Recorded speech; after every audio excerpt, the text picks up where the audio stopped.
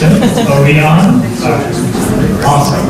Okay, we are recording and game is on. So, I would like to first get an applause for VR as a medium. Thank you very much for coming. My name is DJ, NYVR organizer and Chief Creative Officer of the Glimpse Group.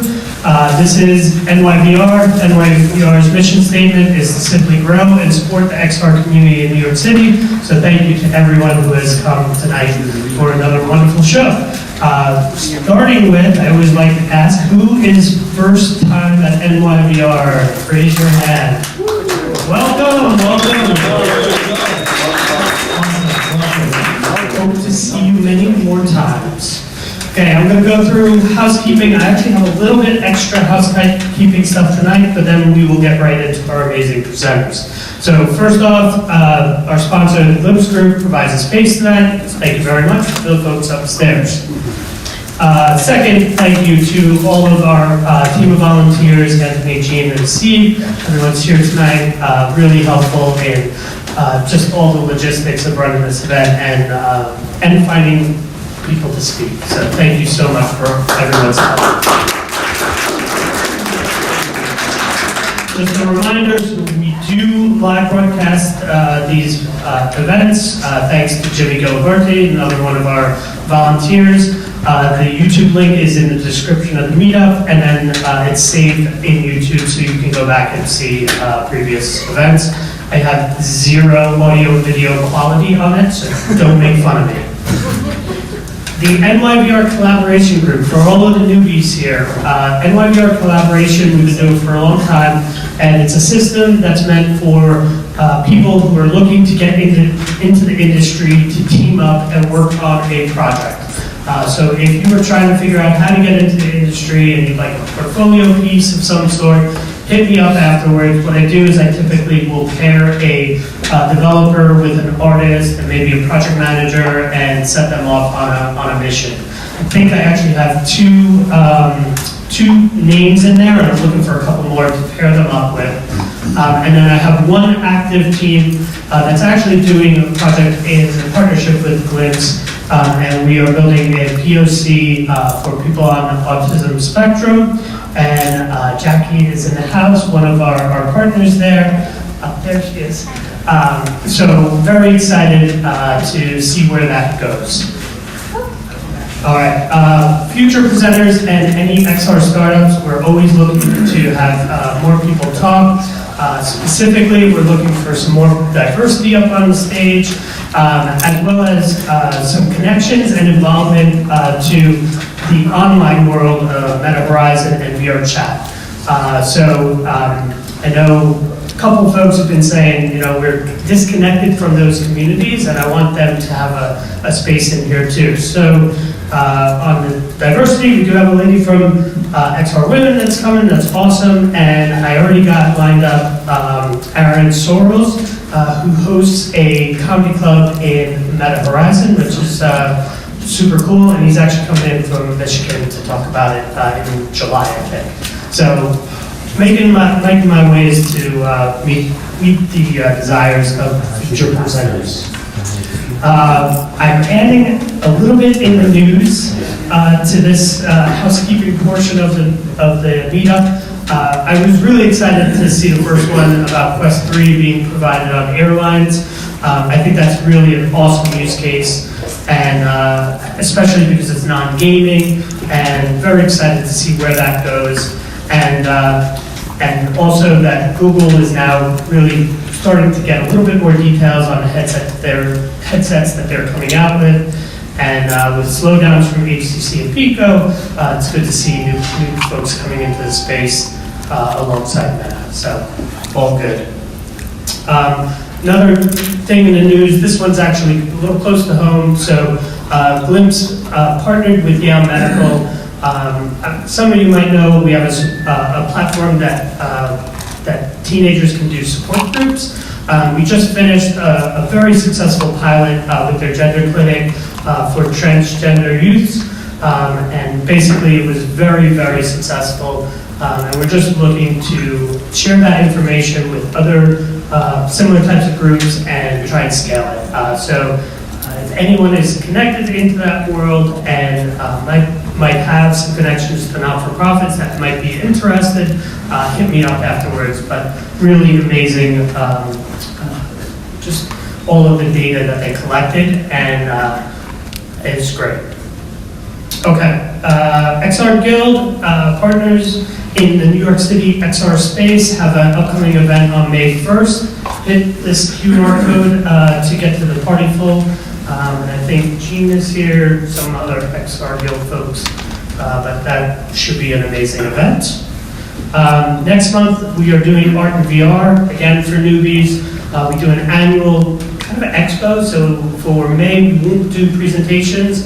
I just fill the room with artists with VR content, and you go around and check stuff out. It's super fun. I have about 15 people signed up, and I can fit about 20. So if you know any VR artists or immersive artists that want to share what they've been working on, hit me up. I'd love to pack out the whole room. The April 19th, Niantic, this is still going on, right? Yep, okay. So Niantic 8th Wall is a workshop, and hit up Kevin P. Okay. And we have some friends at AIXR. They're doing a survey. I don't know if you saw it on the way in, but it would be great if folks could fill out that survey for them. And to bribe you, I went and reached out to Ryan, our friend up in Boston. He just launched his game Mythic Realms. He had presented here in the past, and he donated a couple of keys to his game for free. So if you fill out the survey and get back to me, we'll get you a free pass to his game, which is super cool. It's a mixed reality. It's awesome. That's a little more about it.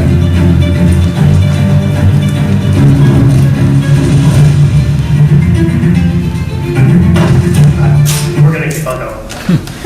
Okay. And then the other thing that was at the front door, I'd like to find out from the community members what VR experiences you've seen lately that you really enjoyed. So if you've seen something cool, hit that QR code. It'll get put onto this list. And this is updated from last month, and I tend to highlight the new or the up-and-coming things. So a couple weeks ago, there was the Poly Awards, so Vivaldi kind of did a sweep. That's down here. And Moss VR got on the board, and Emperor got on the board. So take a picture of this, and I'm giving you some homework. Okay? And I think this is the last one, last housekeeping. We do have a LinkedIn page. If you're not part of the LinkedIn page, click that link, and we do have a lot more information on that than even the meetup page. Okay, I'm out of breath. All right, Lauren, come on up. We have just a quick announcement from Lauren. How's it going? Very quickly, I just want to let everyone know about what we've been doing. So we have a Unity development toolkit called Growth at Core. And we've been doing workshops with colleges and universities and different working groups for the past couple months. They've been super successful, so we want to make sure that if anyone else wants to do one, to hit us up.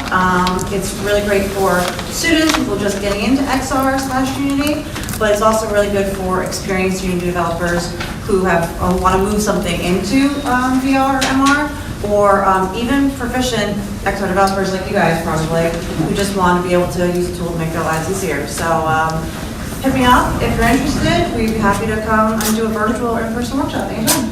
Thanks. Thank you so much. Okay, with that, we're going to get to the meat of the show, and we're going to start with Kevin and team. So come on.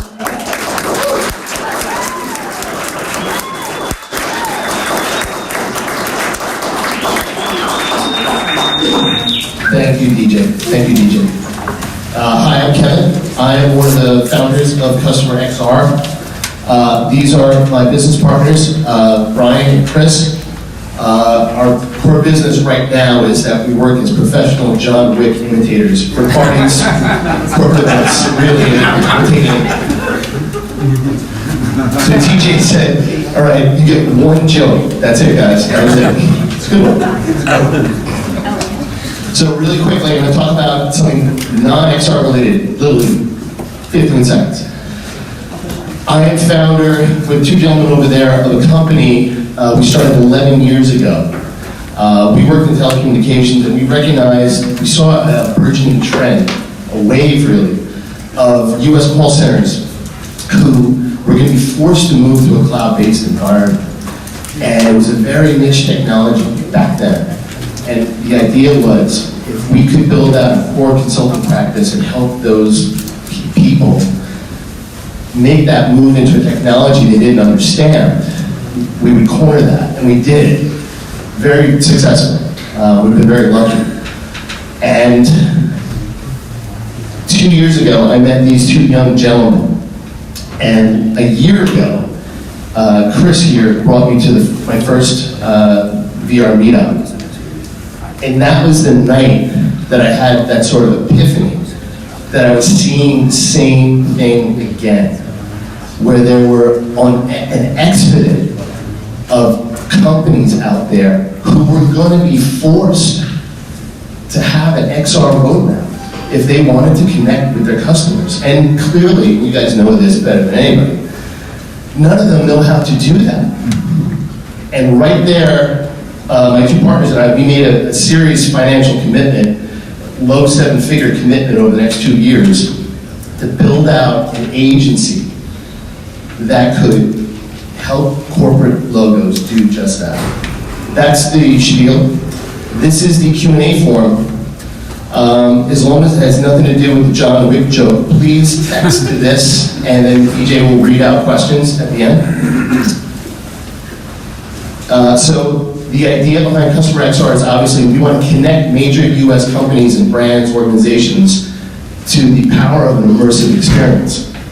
The mission statement is obviously there. You guys can read it. I mean, they can. It's right there.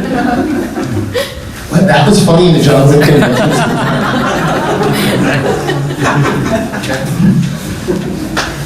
Everyone in this room knows this. 5 years from now, every major brand, no matter what they do, healthcare, retail, hospitality, everyone is going to be building out a presence in obviously the Meta ecosystem, as well as Apple's, as well as who else knows what Google comes to market with. And the idea is, I could put together a team that could build low-cost proof of concepts so that we can sell it to the C-suite, and we can show them the power of what XR can be.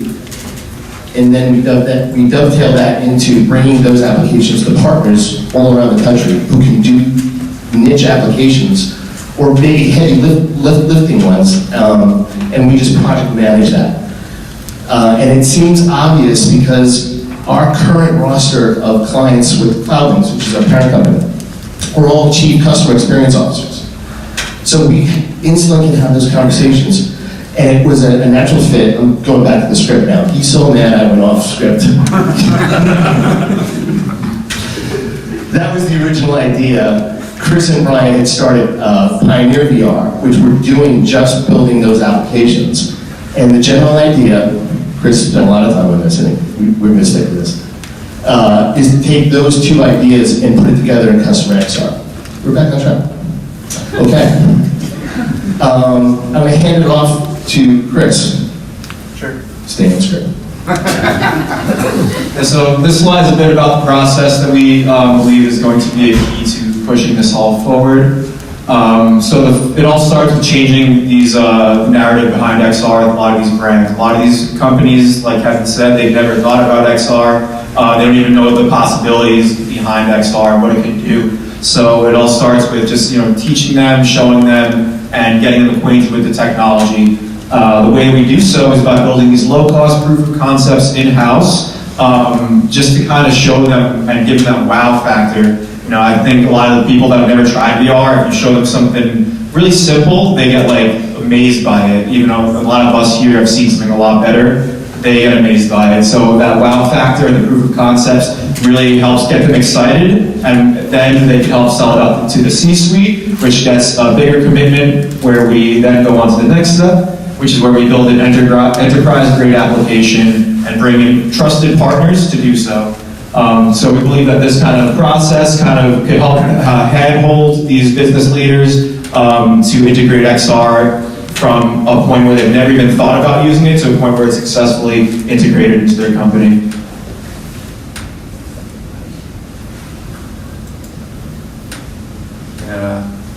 Do you want to do this one? Yeah.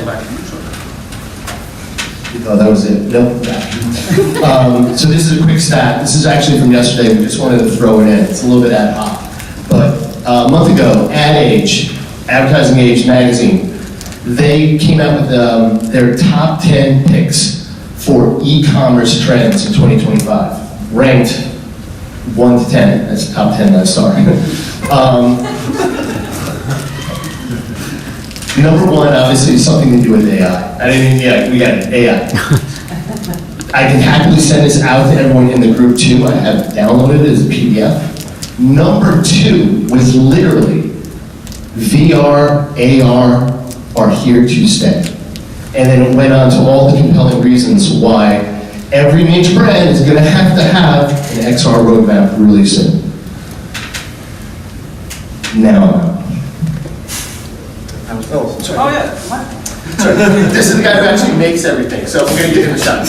All right, so we have demos here that we tried out today, and all of those were made mostly with my hands. So, my name is Brian. I'm going to give you just a brief rundown of my history so you can see how I fit into all of this and why I do what I do. I have over a decade of experience, almost 15 years, but professionally only about a decade. Various tech practices from hardware, software, maintenance management, graphic design, audio engineering, and lots of game development. That's how I ended up here. My journey began with this team when I met Chris while working at VR World. Some of you may have heard of that before. It was the arcade on 34th Street, one of the biggest on the East Coast. I was the lead technician there, and I actually developed my first VR game and had it running on the floor there. It was amazing. It was a dream come true. Unfortunately, they closed at the beginning of 2023, and Chris came to me. He called me. He said, "Brian, I gotta know if you can't refuse. He said, hey, can you come with me to Pioneer VR?" And I said, yes. So we started working together. Got our first deal with Egress Pros while he was at the networking event. He made it happen, and then I made the tech stuff happen. And you're gonna see what that looks like today. It was a lot of work, but it was very fun. It was taking game development skills and turning them into something that can be more useful on a practical level outside of entertainment. And what I feel about that personally is, I think everyone's tired of the legacy advertisement medium, and I think this can be a very fun way to bring people back into being interested in being sold something when you can have fun and be impressed about it. I often am I'll check out your VR XR app, whether it's in a headset or on the phone. Yeah, I'm interested, I want to see it. A lot of people do also. And the success stories we have here, we have 4 major ones and a smaller one that you will get to check out later as well. Kitchen remodeling, you get to design your own kitchen bath fitter, remodel your own bathroom, you get to do it with VR. RoofMax is a little bit different. RoofMax shows off a product working at a fast-forwarded, I don't know how to describe that. It's in fast-forward so you can see it happening, because in reality that product takes longer to work, but that's explained. We make sure we cover every angle so that the user is not confused about what they're being communicated about. Extended reality is going to be a very, very deep part of our lives in the future. All that cyberpunk stuff we see is probably going to be real to a degree. It'll be as part of our lives as our smartphones. Just really quickly, they did those 4 applications in the last year. They did it in Unreal, sorry. Can we cut this? It's just going on. They did it in a year with no completely self-taught. We threw stuff, and the first thing they say is no, and then 10 minutes later, Brian is explaining to me, why do you need it in a month? He's like, give me like 6 weeks. Literally, there's nothing I've given them thus far that they have not been able to figure out how to build themselves. It's very impressive. They deserve a lot of credit. I never went to college.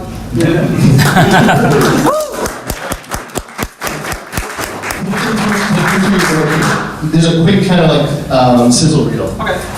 What you're seeing here is the hub app that I put together of all the apps we have under Customer XR right now. So that intro part was you just touch a logo and it'll take you directly to the app. The first one here is the fire simulation.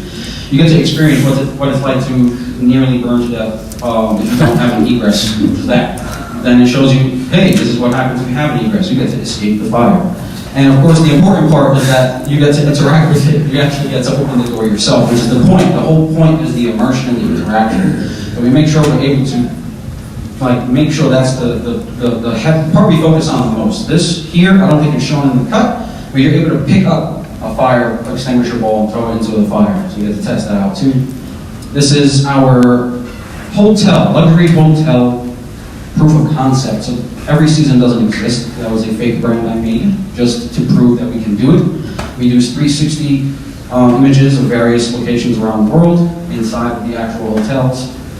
They're running at 8K. You can't see that here, but in the headset you will. Just poke a location you want to visit, and it teleports you straight to that location. Also, a very important thing, again, I highlighted immersion is important. The 360 image does not have sound, so I added 3D sound. I just put sound of water over there, people talking over here, brings it more to life. This is a conference room in the same app.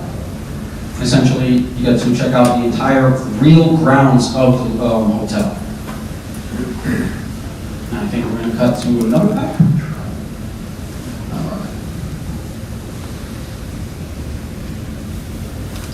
Okay, so we're back at the hub, now we're going to check out roof mounts.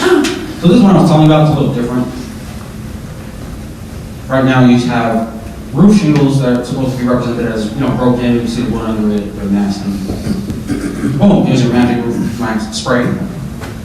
And it brings your, you'll see that it brings your roof shingles back to life, there you go. So they flatten out. Again, this is fast forward in real life, probably takes a couple of hours for it to set in, but in a narration that is explained.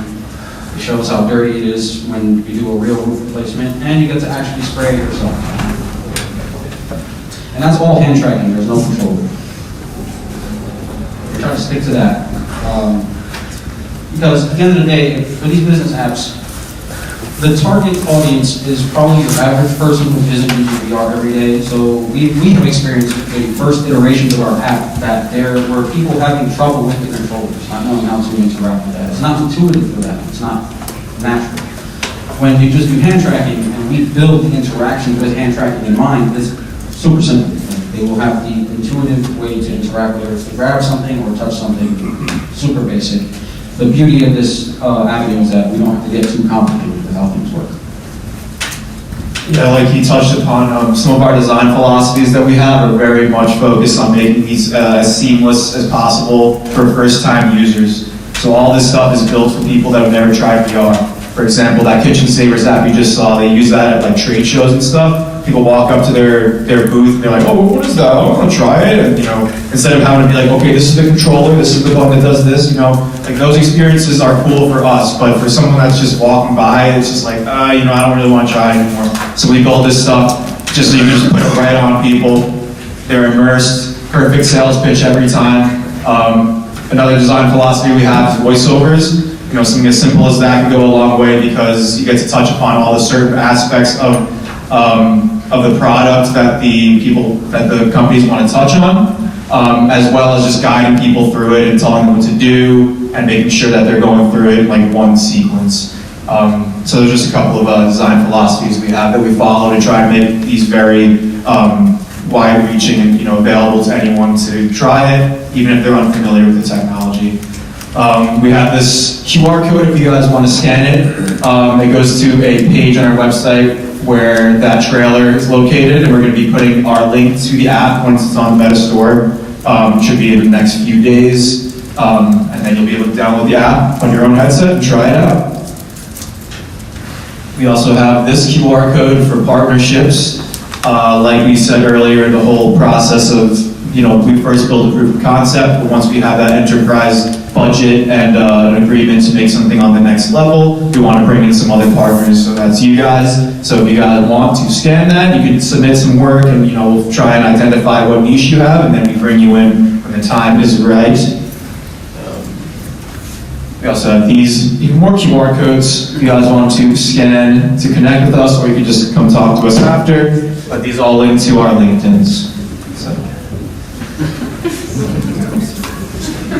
That's it. So thank you guys for listening.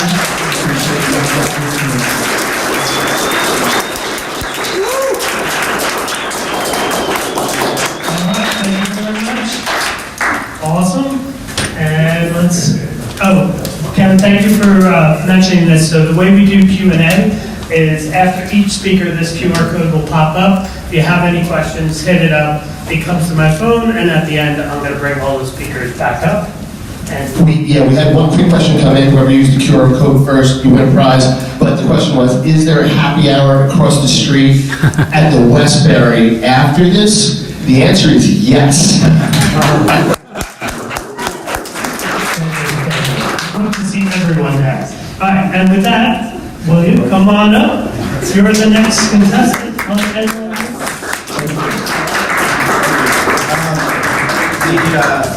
The starting point for what I was going to discuss today was based on as much enthusiasm that we have about all things XR. The reality is this shit is really hard to sell. There's no budgets for it. Those budgets aren't getting any bigger, so how the hell do you sell it?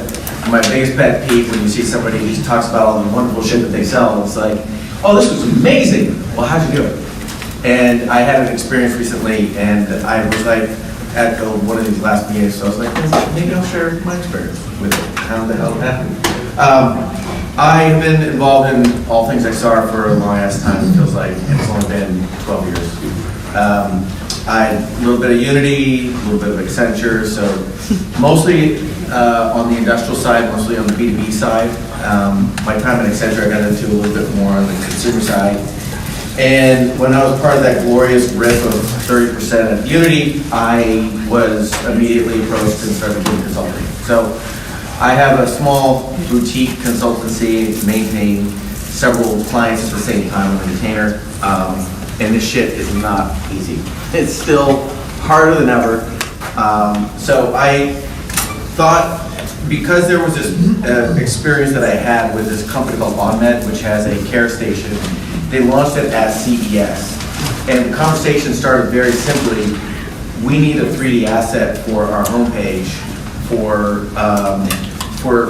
to be nested in an iframe. And so, very quick, easy. They needed a 3D asset. At the time, I was working with a company called 3DM, which has a web-based platform that can deliver 3D assets from the cloud, and that web viewer is for mobile, or it can be nested in an iframe. So that was easy enough, but I was like, well, what are you going to do with it? What else did you have to do? Well, we also want to make a mobile experience that's going to be at CES, and it's going to launch at the experience so that, a user could just take their phone and they could, have the experience on it. So, all right, well, that was easy enough.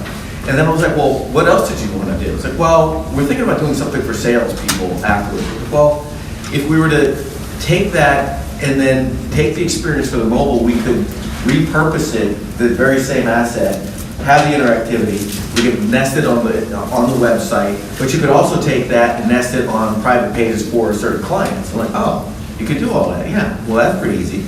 Well, we were thinking high level of like, what about VR as a possible tool? Like, well, that same 3D asset, we're gonna use it as our hero asset, just repurpose it and sell it.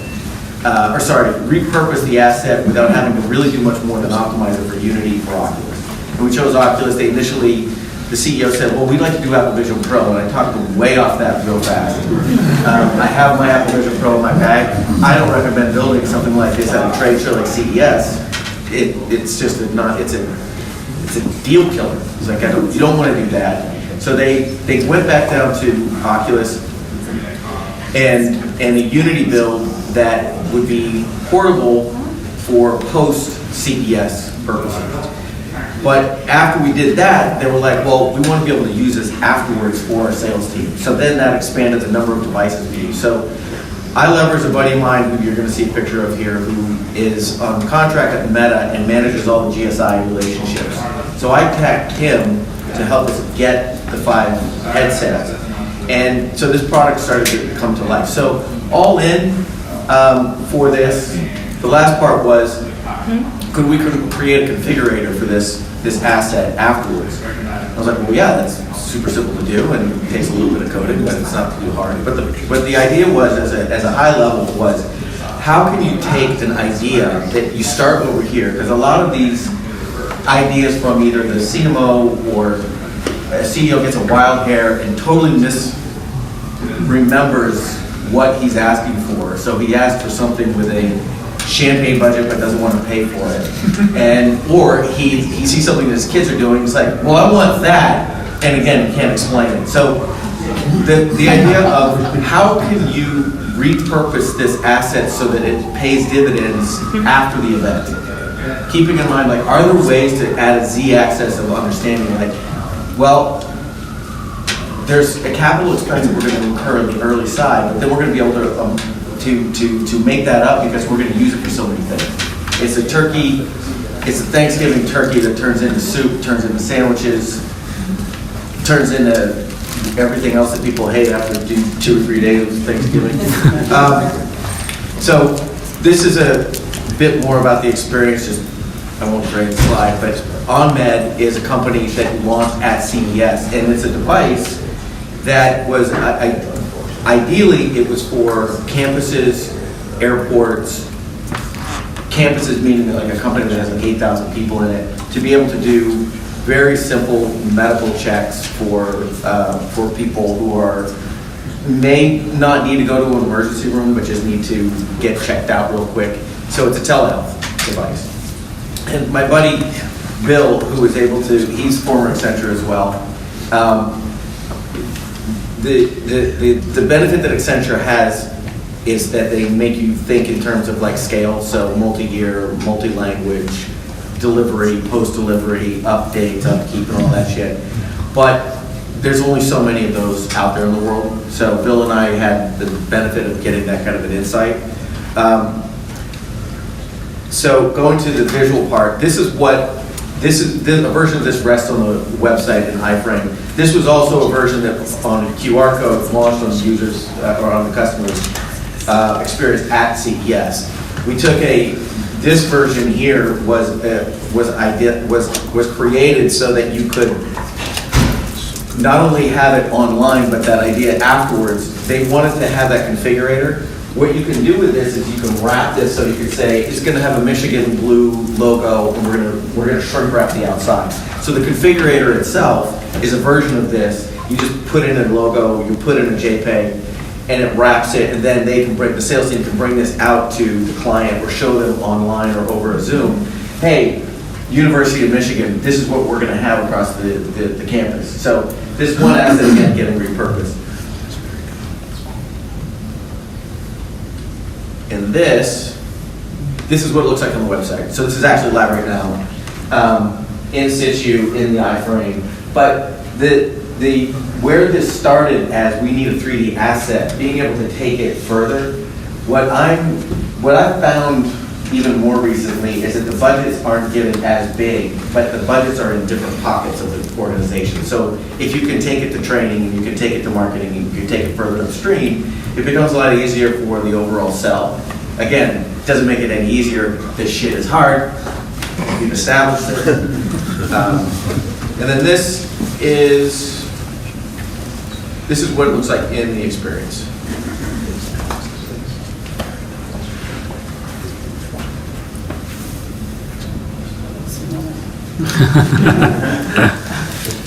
That's it. So I'm ready to hear this. Sorry, the audio sucks. That's okay.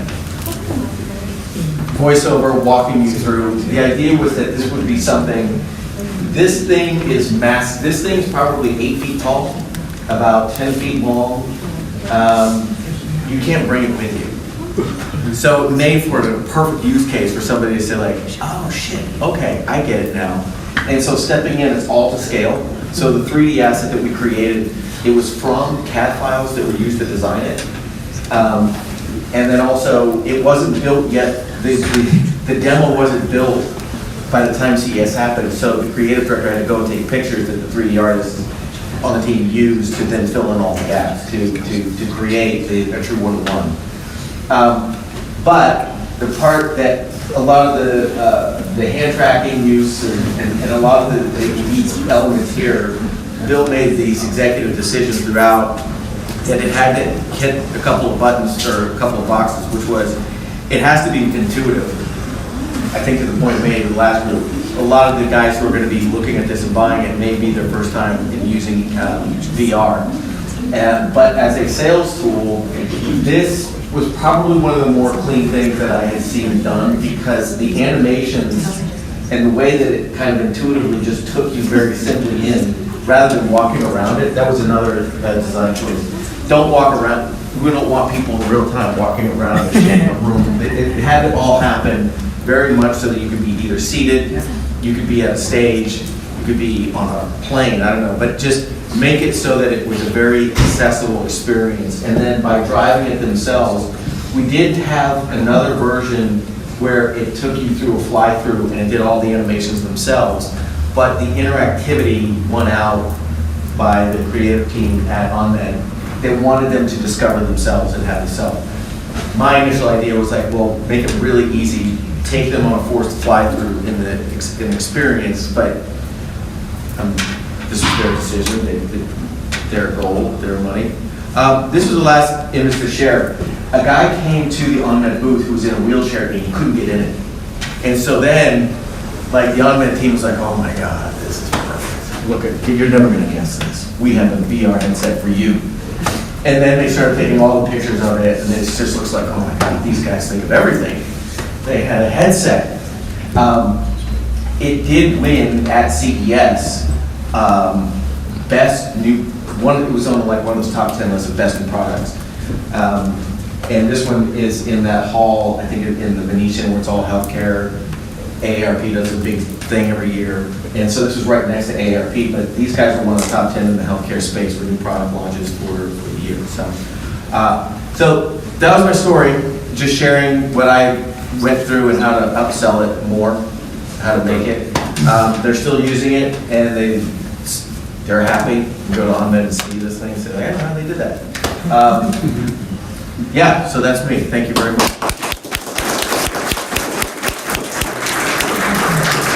Thank you for the behind the scenes, that's super helpful.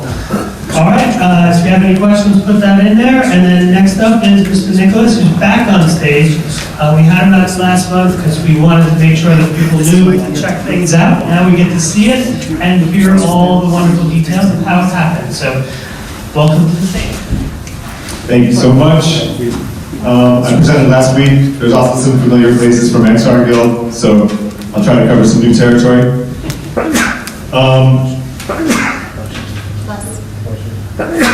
So the basic framework is there was this project that is currently live in Central Park called the Gates Augmented Reality, and it's to celebrate the 20th anniversary of Christian and Jean-Claude Gates, which was at Central Park 20 years ago. They covered Central Park in 7,500 metal frames with fabric in them, and it was a totally free public art gift to New York City. Mayor Bloomberg was the one that approved it. It had been in the works for about 20 years.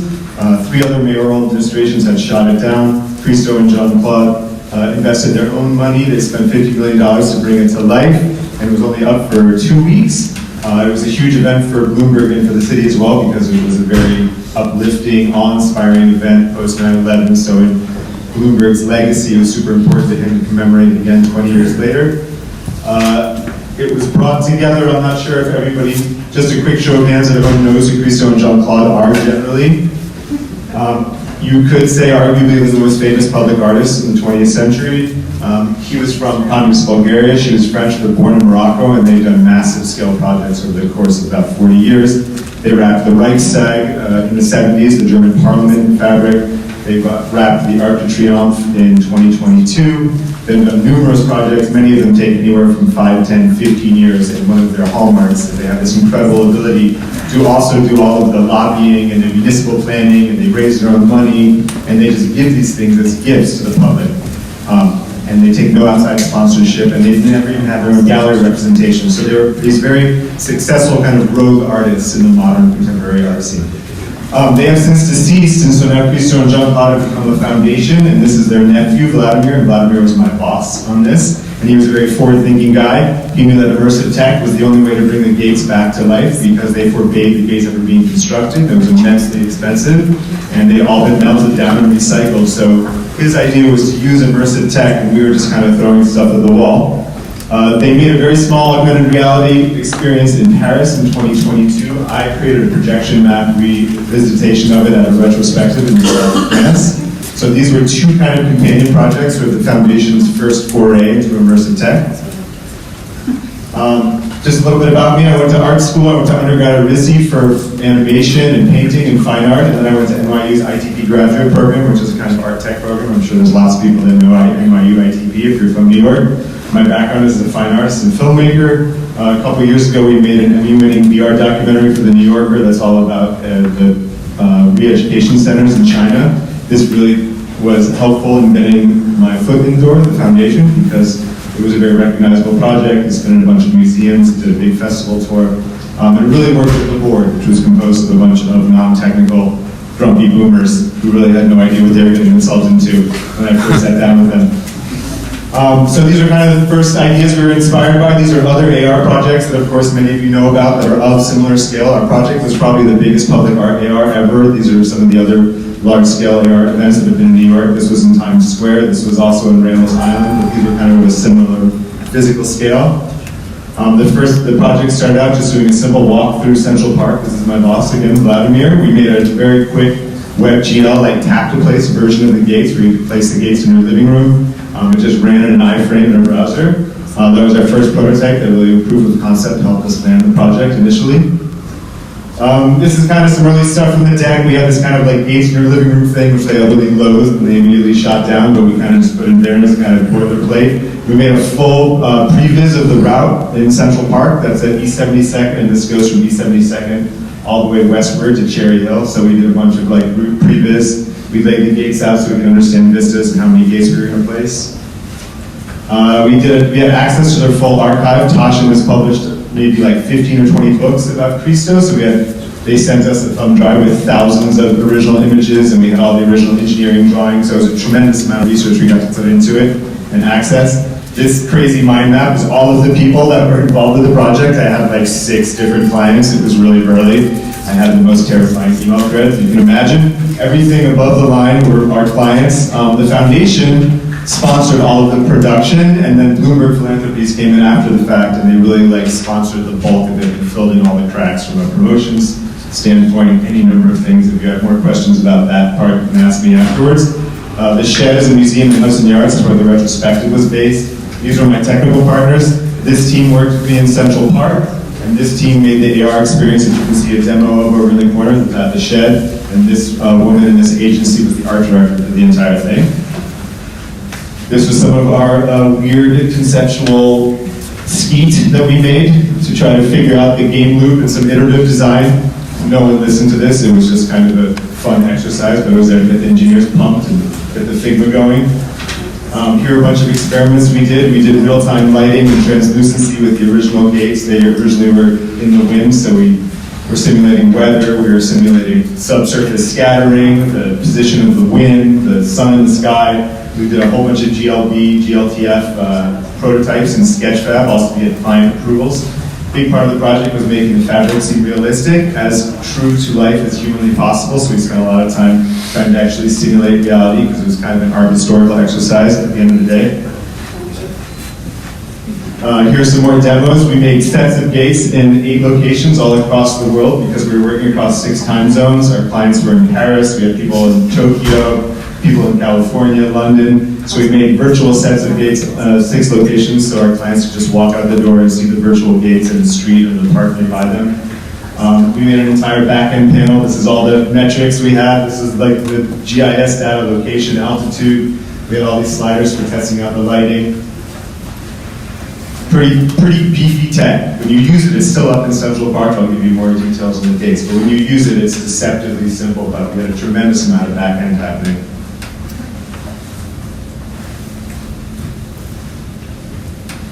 We had a full digital twin of the entire route, a whole half mile of Central Park. We scanned over 200 objects using Polycam and then reconstructing it.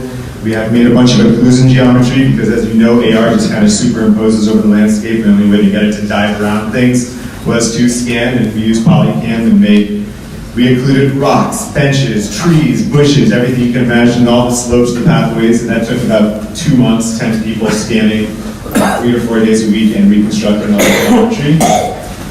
This is just a little bit. GPS in the park is total garbage. I don't know if you know this, but GPS augments and amplifies bounced off of man-made structures. So in the park, it's very diffuse. So we had to make our own virtual positioning system. We originally reached out to Lightship and Niantic, but they were totally vaporware and didn't help us at all.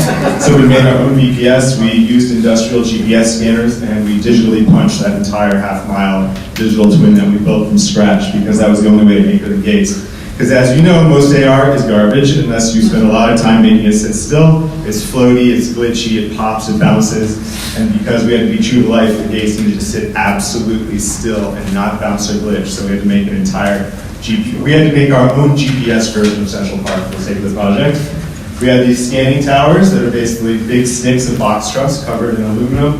We had 15 of these. Every single surface had to be unique. It was a fully photogrammetrized QR code at the end of the day that allowed the app to geolocate itself.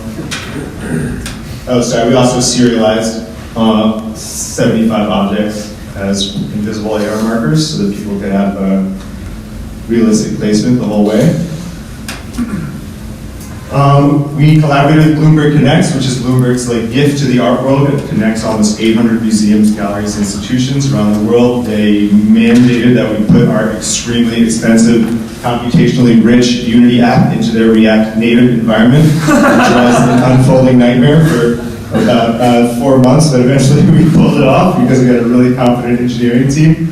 But of course, we really benefited from having the ability to reach out to so many more people because it is so connected to so many different institutions. So we're inside of 3 different guides: the Sheds Guide, the Conservancy, and Christo and Jean Claude.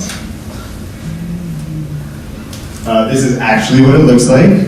Sorry it took me so long to get to one of the slides, but it's still live in Central Park until April 16th. It's been up for 2 months. But this is at Cherry Hill. It's a pretty simple experience. At the end of the day, you pull your phone out, you use the Connects app, you wave it at one of the towers, and the gates come to life in front of you. And there's about 15 locations around the park that you can walk through simultaneously.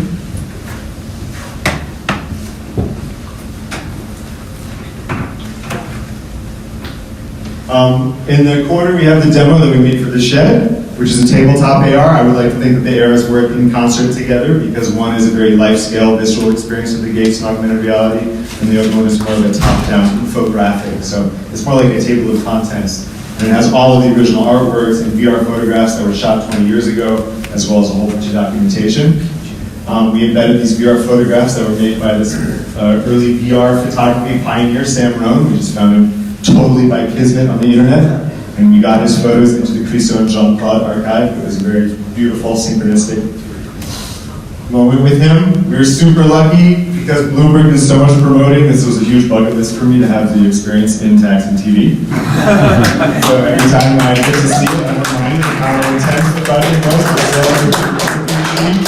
And we put on over 100 bus shelters in the city.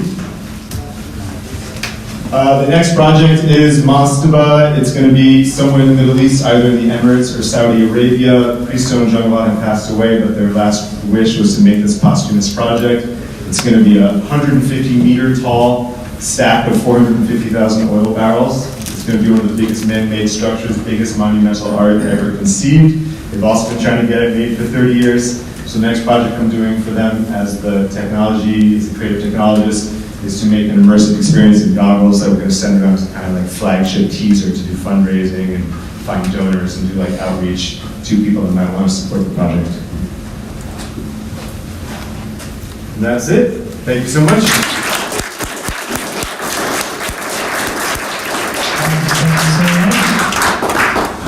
All right, again, QR code, if you have any questions, we'll bring back up. And last but not least, Sonny, tell us about Splats. All right, hi everybody. My name is Sonny. I am a creative technologist and XR engineer. And throughout my career thus far, my main focus has been storytelling in one way or another.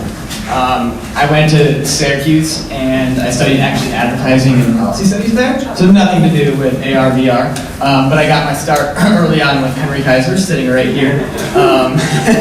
And started working for Yahoo Sports quickly out of school. And one thing that was stressed while I was in school at Newhouse and at Yahoo and in my time since then is just how important storytelling is when you're trying to do any type of communication.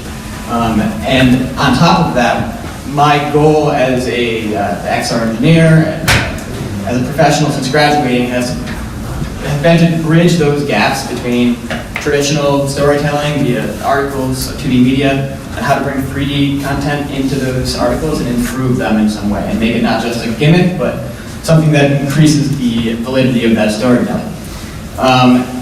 So during my time at Syracuse, I got really into photogrammetry. And that was something that I loved to do, and I loved to try to bring those real-life models to the web and to people that couldn't see them otherwise. So once I was out of school, working for Yahoo, I worked for another company called NYVR, got some engineering chops, and then shortly after I started slowing down and winding there, I created this company called StorySplat. Now StorySplat is a 3D creation tool that requires people to write zero code, and it allows you to create interactive, immersive experiences on the web that are very easily shareable. And the goal here is to empower creators of all different types, from journalists to architects to real estate agents, to bring 3D into their media. So, I talked a little bit about photogrammetry, and I'm sure everybody here knows what that is, and you know how it creates some cool-looking 3D models that you can bring into your scenes. But does anybody here know what Gaussian splatting is, or better yet, does anybody not know what Gaussian splatting is? All right. So, traditional 3D media or meshes, you're going to get an OBJ, or you're going to get a GLTF, a GLB, and all of these are rendered with triangles. What makes Gaussian splatting special is there are no triangles, there's no traditional mesh when you're actually rendering this 3D scene. It's a collection of points, it's a point cloud, and each individual point has an associated, essentially an oval that has a opacity associated with that color, a height, and a width. And when you take millions of these splats and you line them up and you position the camera and you sort them in the right order, when you look through, you can see extremely photorealistic scenes that actually capture your reflections, and you can shoot through glass. You can actually get lighting changes in the scene as well, which is something you can't do unless you really build something out with like a game engine after you take your photogrammetry models. So, I feel like the best way to show you guys what this is about is to jump into some examples right away. So as far as journalism and storytelling goes, here's one that I made a couple nights ago. And this is going to go into the Baltimore Bridge collapse. On March 26th, so this was created with a scan that was downloaded from Polycam. I didn't actually take this one, but I needed a good newsworthy scan. And I dropped it in the platform and was able to bring in these audio files and text files, click a couple buttons, export them, and then share them on the platform. Bridge to fall into the Patapsco So we can skip through this a little bit. In the Type of aftermath, experiences that the National Transportation Safety Board, NTS, the collapse had significant economic repercussions, halting traffic. Legal actions followed. With the ship's owner, this tragic event and then you have interactive pieces, so those billboard images, they were added in the editor, and you just click them. to ensure the safety and resilience of essential structures. Go back. So that was a cool one. Here is an example of a story splat actually in an article. So this was done by a student at Syracuse University that used the platform to create this scan of a hockey player in an arena in New York. And at the bottom of the article here, you can see they're able to actually pull this in just by using the story splat platform. The scan isn't great, but that's just because that's the source material they use. And with one click of copying and embed code, you can take your experience and put it in your articles. There is some use for architecture and real estate. So here's an example of how you can bring people through a house. And as you scroll, you can see the camera will go smoothly throughout the scene. You can also click next. You can change between tour, explore, and hybrid. And the nice thing about this platform is it's completely up to the people that are creating the scenes what the end user experience is like. So if you don't want people to have explore mode where you can fly around like this, you don't have to. You can make sure that when you export, you actually don't include those features. And then there's a big use case, I think, for museums, art, and cultural heritage preservation. So these are some scans that I did when I was in Italy. This is a sculpture by Donatello, and it was actually shot through glass. So when you're doing normal photogrammetry scans, this would never work. And yes, I look like an idiot scooting around my butt inside of this museum with security watching my every move, but it came out amazing, and we're able to create these recreations that I can share with people that didn't come to the trip, obviously. I was also in New Orleans recently and was able to get access to Mardi Gras World, which is a giant warehouse where they actually create floats, which was really cool. So, taking scans and then showing these to people that want to see the artist creations, or just to preserve those scans for the actual artists themselves, could be pretty cool. So, I would like to just hop right into actually making one with you all live. And yeah, so let's do one together. I scanned DJ right before this started, and the scan is done. So I was hopeful that we'd get some, it would process before this presentation, and it did. So we can try to do that one real quick. I had some other info typed out to put in captions for a different scan that I was going to do, but I think this is a ton more timely and better. So let's do it. All right, let's go to my folder here.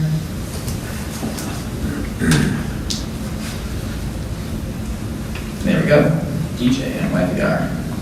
And all right, we got it. So download this. Now this scan, I took a video right here at the podium, and I uploaded it to Luma Labs, which is one of the websites that actually processes these splats. And you can either process them via Luma Labs, Polycam, Scaniverse. StorySplat has not processed them yet, but I would love for it to. The end goal here is to be a complete one-stop shop. Come to StorySplat, upload your video, wait 20 minutes, half an hour, come back and create the story. We're not there yet, it takes funding, and I'm completely self-funded bootstrap right now. I'm developing this all myself. But, I need to save that, my bad.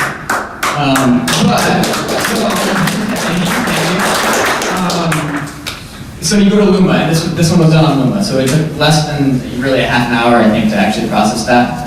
And we're going to get a zip folder. So let's go ahead and open that up. All right. Cool. So we got that. And then let's go to StorySplat. The screen is. Oh, let's do this. Hard to do on somebody else's computer? Hard to do on someone else's computer? Yeah, a little bit. Here we go. All right, so this is actually a PLY file. So this will view that. If we pull it in here, we'll see it. It will work, but they're pretty big. You can look down and find it. Hang on.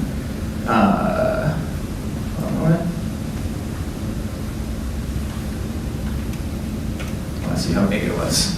230 megabytes. 230 megabytes? Okay, so we're at 230, and this will shrink down significantly when we compress it.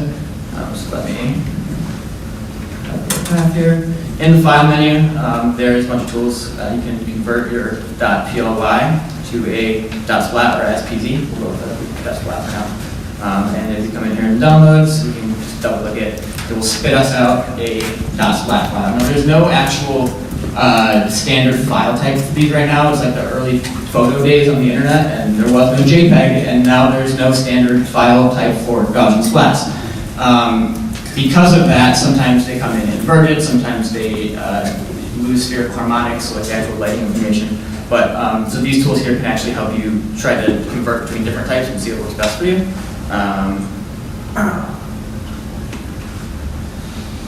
okay, we got splat. So it went down to 32 megabytes from 300 and something. So that's a pretty big jump, and that will let it run on mobile. So if we go here and pull this in, we can now, do we have a mic stand? Thanks. It's called DJ. There you go. All right, There's so. also a 2-finger mouse for if you want to mouse. Beautiful. All right, we're gonna go and try to find DJ. So one thing that's you still have to do with these is actually like figure out where you are in the scene before it comes out. Here we go. There we are. Yeah.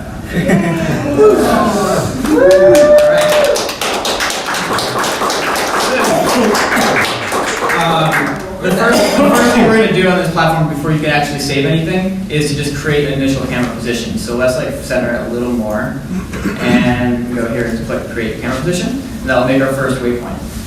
So we can then start flying the camera around and decide where we want the user to go to next and what story are we actually trying to tell you. So let's say we want to come in and get a side view. We can hold it here, add waypoint position, and now we go to tour mode.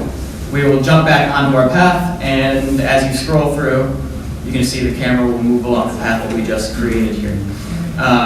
You can continue to add more and more waypoints, so we go back over here to explore mode, and then sort of come over here. Can you get Maybe. Let's check it out. We're lagging a little bit, so bear with me. All right. And we get this one right here. And we did get the name tag, look at that.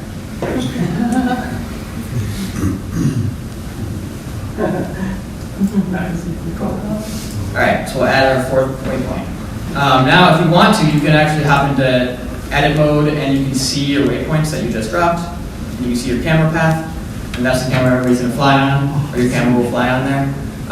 You can also add in interactive hotspots. So actually, let's go back to our waypoints here and get out of edit mode so we don't see those anymore. We can add in hotspots, and we can add in collisions. So like if you can drop boxes, cubes, and planes so the camera won't fly through them. And we can change our skybox if there was an environment. So if we want to cut DJ out, we can. There's a tool here to do that, which would be pretty cool. And you can also upload 3D models. So any traditional 3D model that's not splat, this can completely handle it. It's just running Babylon.js into the hood. So if you want to mix both like actual 3D models into your scene, you can. You can also use them as the whole scene. So the first thing we'll do here is just to let's just save it. So if we click Save Project, title it DJ at NYVR. And as you go through here, you can choose different layouts. So you have minimal, center, dark, just different ways it looks after you export it. You can choose to hide the whole UI that shows you where you are in the scene if you want to include it in different types of articles that aren't conducive to actually having that on your scene. You can also decide if you want to let people use just tour mode, just explore mode, and you can also change the default mode, what they land on. You can include XR support. So here's obviously this is a VR conference. Haven't talked about VR yet, but these are all VR supported if they run. The performance isn't great yet, but it's getting better all the time. And it's completely up to the user, or the creator rather, of the Splat if they want to enable XR in that release. So we can just do it here, and we can try it out later. But if I go ahead and enable VR mode, this custom branding stuff you will not see. And upload it. So now we're gonna just give it a second. It will capture a preview image and quickly upload it to the Explore page. So once that loads, you'll see that down in your dashboard, it will be at the bottom. And here you can copy an embed code. You can click the link to go visit it on the Explore page, which will be right here. You can share this with people, it will bring it directly to them. You can get a direct link to the actual scene. And here we are, obviously. Next, it'll bring us through to the waypoints that we just made. And if you scroll just up and down on the scene, it will also bring you through that story. There's a bunch of other tools built in to actually let you put this into an article. So there's like post messages being sent between the iframe and whatever website you're embedding it in, so you can listen to the scroll percentages, interact with them, and do things on your website based off the 3D scene itself. And yeah, there's a ton more tools here. I don't want to, how much time do we have? 8:04? So this is the gist of it. We can continue to keep going through this over at my booth. You can click Edit Splat here and actually edit with Super Splat, which is another open source editor for Gaussian splatting. You can come in here and start cropping your splats away too, and then delete them. Which is a good one. So this is like an actual editing tool that lets you edit the individual Gaussian splats into like how Blender would let you do it for 3D models, and that's built in into the tool now, which is a newest feature. Can you show splat swap? Yes, splat swap. So splat swap is a way to actually switch between scenes somewhere on your like scroll position path. The best way to show this is to go to one that's done, and it's called Florence. This is taken during my time in Florence.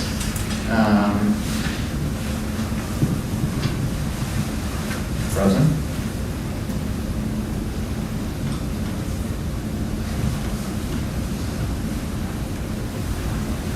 There we go. Oh, I got a little ahead of myself. Florence. Here we go. This one. So if you want to, say, go from one statue to another, this is what Splat Swap is for. So we'll go full screen here and just watch it sort of play through. At certain points in this experience, you're going to see the entire scene switch from one to another with like a cool white fade effect. And you can turn that fade effect on or off if you don't like it, but that's what it's for. So this is going to bring you through a bell at the Cuomo. It's going to bring you into, I believe, you're going to see David, like statue of David, a few other things that I scanned notes there. And this is supposed to, let you visually tell stories by switching scenes as well as including those interactive hotspots, images, iframes, animation work, sound, spatial audio, which we showed earlier. Any type of media or tool that you'd like to use to tell a story, I am trying to include and let it be accessible without writing code. And if there's something that you guys want, let me know, because it's actively in development. I started this in October. And it's like, I have updates on my computer over there right now that I didn't push send or publish yet because I didn't want to do it before this presentation. But it's like very, very much so actively in development. So any feedback is awesome. And yeah, I think that's it for me. Thanks, guys.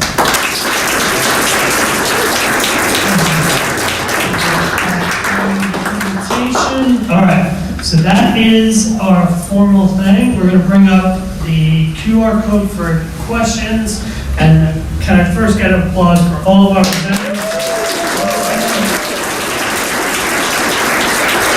Presenters come on back up. I think I have a couple of questions in here, and my guess is we'll get a few more in before I put you guys down. We got 6 questions so far. Come on up.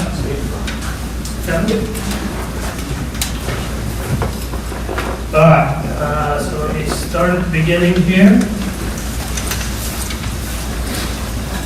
One step. Yep.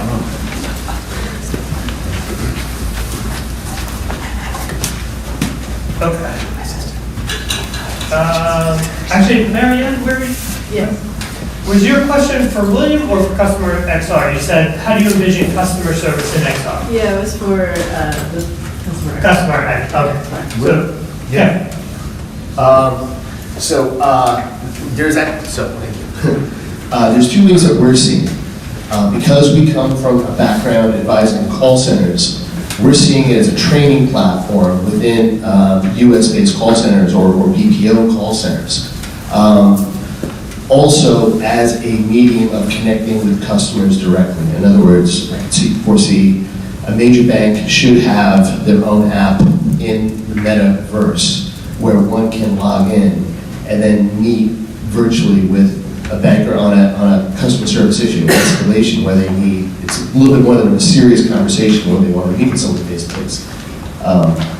Well, over to you on that. Well, having spoken to a couple of people who were part of Wuhan at Google,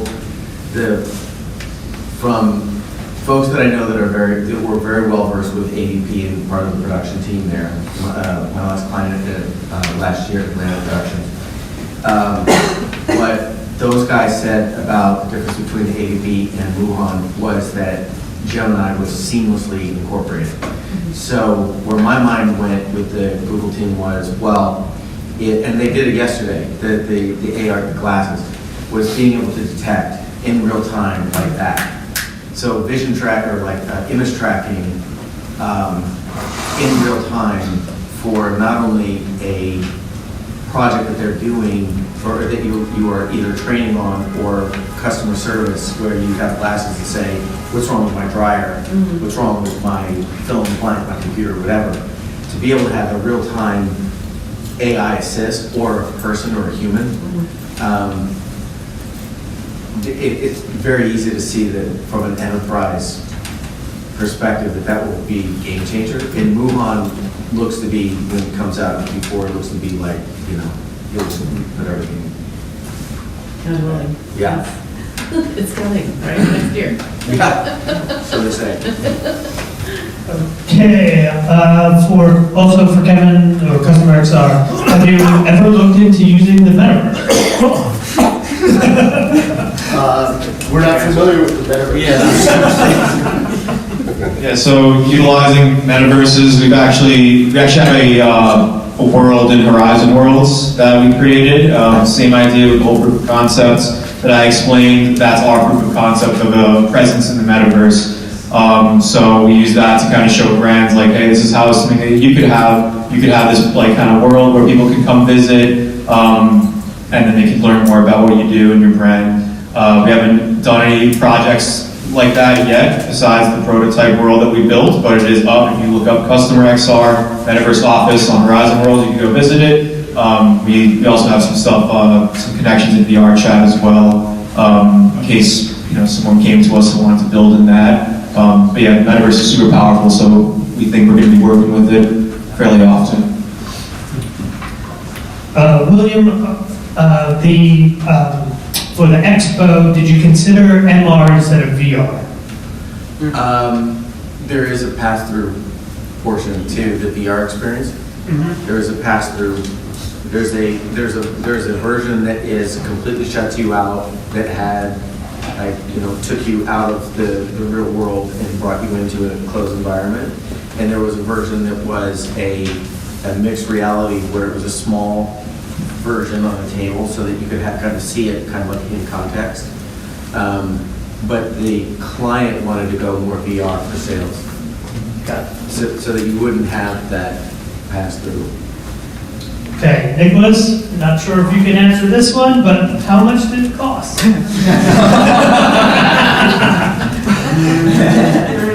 I mean, Just let it sit. okay. I got another question for it. Catch me across the street, buy me some Guinness, and like maybe I'll give you a better clue. Done. That's money well spent. That's it. Another one for Nicholas. What are you most excited about for the Desert Project, and what are you most anxious about in bringing that project to life? Sand. Well, to be clear, my job is just to make the thing be visualized in the virtuals. I hope to be affiliated with the actual building of the thing in a larger capacity. There's so many moving parts. It's going to be a big project. It's been 30 years in the making. It's going to cost make your toes curl like 1% or like lunacy. So it's a big moonshot. One of the things we're going to do is try to sell the barrels individually so that people can like participate in the art. And we're trying to find ways to do the fractionalized ownership. And I'm not going to use the dirty word. Fungible tokens or whatever. But something in that realm. And they're going to buy them, and then probably big donors will buy them in large tranches, and we want to make like an online way of looking at them and actually participating in the funding of the art in a much more realistic, kind of altruistic way. So I'm super excited about that. I mean, it's complicated. They're putting a pyramid of oil barrels in oil-rich nations, and making it seem like maybe it's not a political statement, which is quite, I don't know, that's sort of confusing. But I'm excited to travel there and be part of the building of the project, because this is like being, you know, it's like being in a circus. Like people are like being born and living and dying, and it takes like 10 years, and you get to see this like weird procession of humanity happen, because it's probably going to employ thousands of people if they can pull it off, and I'm just excited to be along for the ride of this. And then one more from Nicholas. Are you working on any personal works beyond the commission work you do? I have personal projects that I'm working with other people that are fascinating, that are part of my own interest. Like there's this amazing gentleman named Thomas Laird who published this giant Taschen book. He lived in Tibet and Nepal, and he documented hundreds of Thangka paintings, like traditional, devotional, Tibetan, Tantric Buddhist artworks that are now off limits because of the Chinese government. And he shot 75,000 images and stitched them in these hyper-real, like 300 gigapixel, hyper detailed images. So they're like cultural archive quality level Thangka paintings. And he wants to make an immersive experience out of them. And I think that's just something I would love to bring to life. And we're going to try to put them in goggles and put them in various museum, like metaverse museum settings. So that's kind of something we're hoping to get off the ground, but of course it has to get funded, be complicated, institutions, that kind of stuff. So we'll see. All right, and Sunny, a couple all in one. How do you story splat working alongside Unity and Unreal developers, studios, and projects? And is it available for commercial projects? And what does it cost? Yes. So as far as working side by side with like Unity projects, really this is supposed to be a standalone site for the web, and I've always thought the web is supposed to be it is accessible, much more accessible than downloading an app. So I'm trying to create as little friction as possible for users to actually see these scenes. You can do some previs in Unity and stuff, but really like once you get your exports in, like StorySplat is the game engine. It's like sort of the replacement for Unity, but all on the web. And hopefully a lot more user-friendly. What was the second question? Actually, hold on. I use it so I don't have to use Unity in real. Yeah. It's much easier. Just go to the website, all on the web, it's saved. You don't have to worry about saving your files. You just hop on, and everything's handled by your account. I have people who have been using it for previds, which has been sort of cool. I have people use it for like some architecture stuff, obviously storytelling and journalism.